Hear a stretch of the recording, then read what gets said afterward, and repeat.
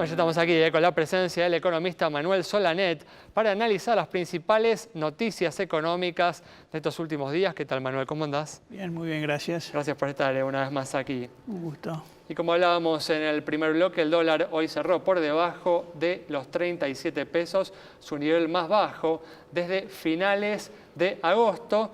En el mes de octubre, el dólar, la moneda americana, cayó por encima del 10%. ¿Crees que este comportamiento favorable que estamos viendo en el mercado cambiario responde a bases sólidas o el mercado está agazapado y en cualquier momento puede reiniciarse una situación de inestabilidad en el mercado cambiario? En parte a bases sólidas, en otra parte a movimientos especulativos. La base sólida es que se ha dado vuelta el saldo comercial. Tenemos en septiembre por primera vez un saldo positivo. El saldo de turismo también está jugando un factor positivo en el mercado, están ofreciéndose dólares por ese lado. Como producto de la devaluación desde ya, ¿no? Es el efecto de la devaluación, una macro devaluación muy importante. Por otro lado, hay una ventaja muy grande de traer dólares, venderlos, colocarlos en pesos a una tasa que no se consigue en dólares en ningún lado y la gente piensa que el dólar no se va a mover hacia arriba y más bien hay una tendencia a imaginar que va a tocar la banda inferior de la banda que se propuso con el Fondo Monetario. Si esto sucede, pudiera ser que entonces el Banco Central comprara para sus reservas y emitiera, no contradiciendo, sino estando dentro del acuerdo, pero emitiendo para hacer crecer la base monetaria. Pero estamos todavía un poco distantes de eso, no lo descarto. De todas formas, ¿qué cuestiones crees que hay que seguir de cerca en las próximas semanas que podrían perturbar, amenazar, ¿no?, esta estabilidad que se ha logrado? Los factores de incertidumbre son básicamente el político. Hay elecciones el año que viene y no hay ninguna claridad sobre un candidato que tenga definido su triunfo. Dios quiera que continúe un gobierno sensato, por supuesto, pero el mundo no lo ve tan claro. Quizás además lo más grave, Manuel, es que está la amenaza de una victoria de Cristina Fernández de Kirchner, que sería como un cambio completo del esquema económico, ¿no? A eso me refería sin ponerle nombres, pero ese es un riesgo que está en evidencia. Por otro lado, el gobierno no ha dado señales muy contundentes de hacer una corrección estructural. Tiene un periodo de cierta tranquilidad, por lo menos en el mercado cambiario, que debiera aprovechar para que cuando el pass-through de la devaluación se llegue a precios, salarios y jubilaciones, haya encarado reformas bien concretas para reducir el gasto público. ¿Crees que eso es esencial, es inevitable? No, inevitable no le pondría, es necesario. Es necesario. El problema de fondo está ahí.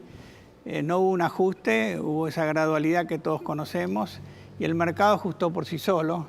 Siempre ajusta mal, una devaluación es muy dolorosa, provoca un salto de inflación como lo tenemos y esto no es bueno. De manera de que lo que uno ve, y seguramente ven los analistas económicos, es qué se está haciendo como cambio estructural, como cambio de fondo. Y ahí el gobierno tiene que dar señales más contundentes de las que está dando. Incluso diría más, el proyecto con el fondo establece un déficit primario cero para el año que viene.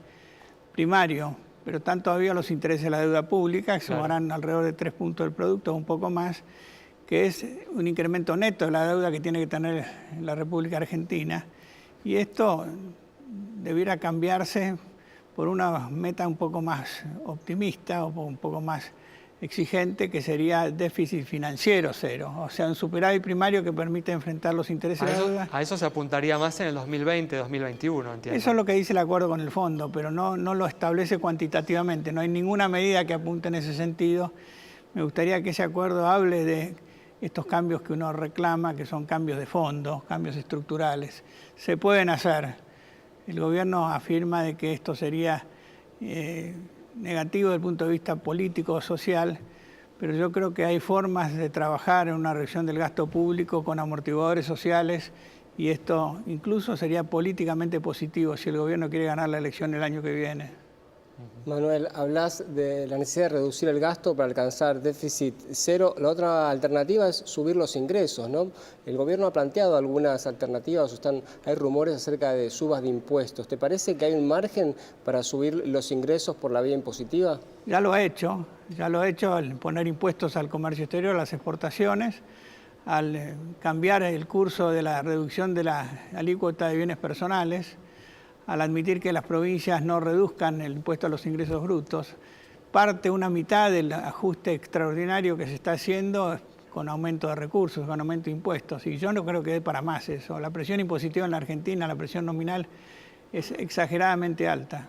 Y comentabas los 3 puntos del producto que se lleva el pago de intereses de la deuda. Se dieron a conocer algunos números de la deuda argentina, 80% del PBI, ¿no? Los manuales indican que después del 50% ya estamos en rojo. Me imagino lo que será ahora en un 80%. ¿Te parece igualmente sustentable este nivel de endeudamiento?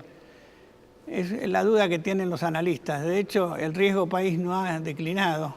El riesgo país refleja lo que los analistas de mercado opinan sobre la posibilidad de que la Argentina cumpla con sus deberes. Y esto, por lo visto, no lo ven tan claro. A mí me encantaría que el riesgo país disminuyera. Hay que mirar esa curva.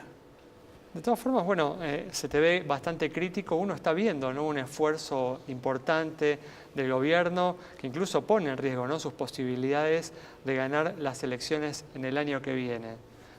¿Hay algún reconocimiento en este esfuerzo que está haciendo el gobierno de parte tuya? Por supuesto que sí. Incluso hay que tomar un poco más de distancia y reconocerle al gobierno una enorme mejora institucional. De hecho, restableció las relaciones financieras con el mundo, aseguró el respeto de muchos países, tanto Estados Unidos como los países desarrollados europeos, que opinaron a través de la decisión de que el Fondo Monetario Internacional dé una ayuda como la que dio en tiempo récord. O sea, hay que reconocerle al gobierno, hay que reconocerle que si no fuera por el triunfo de Macri estaríamos como Venezuela, y yo creo en eso.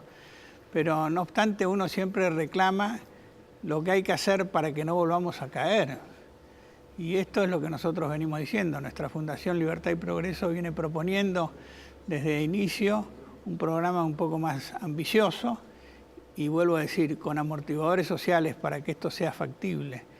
Hay que decir de que el peor de los ajustes es una devaluación, porque la inflación castiga a los que menos tienen y a los que están en incapacidad de defenderse. Otro de los elementos, ¿no?, de este esquema económico que genera preocupación hacia el futuro son las elevadas tasas de interés que, como vos señalaste, vienen contribuyendo, ¿no?, a lograr la estabilización que se ha alcanzado. ¿Hasta cuándo se pueden sostener estas tasas de interés sin que esto golpee seriamente a la economía? Ya golpea. Sí, ya golpea. Tenemos las mediciones de nivel de actividad. ¿Por cuánto tiempo se pueden mantener estas tasas, ¿no? El acuerdo con el fondo habla de que hay que mantenerlas como mínimo en un 60% nominal en pesos hasta que la tasa de inflación refleje una disminución, sin hacer un número exacto. Y bueno, yo creo que esto va a llevar todavía unas semanas o tal vez un par de meses más, pero no me atrevo a hacer un pronóstico. Muy bien. Bueno, Manuel, muchas gracias por haber estado con nosotros. Gracias por invitarme. Nos vamos entonces con el análisis detallado de Manuel Solanet sobre los avances que se han logrado en estas últimas semanas con la estabilización del mercado cambiario, pero reconociendo de que aún hay enormes desafíos por delante. Nos encontramos el próximo viernes a las 20 horas aquí en Metro.